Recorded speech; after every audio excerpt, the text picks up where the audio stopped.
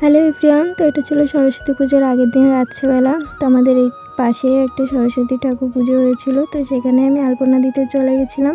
তো সকালবেলায় উঠে মেয়েদেরকে শাড়ি টাড়ি পরিয়ে দিয়ে তারপরে একটা ঠাকুর দেখতে দেখতে চলে এসেছিলাম। আমিও 3টের দিকে রেডি হয়ে বেরিয়ে পড়েছিলাম একটা বান্ধবীর বাড়ি যাব বলে। তো রাস্তা দিয়ে দেখছিলাম এরা সবাই যাচ্ছিল কত সুন্দর সেজে গুজে।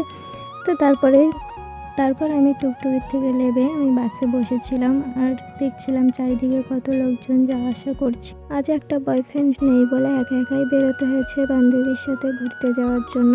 তো তারপরে চলে এসেছিলাম এই বান্ধবীদের বাজারে।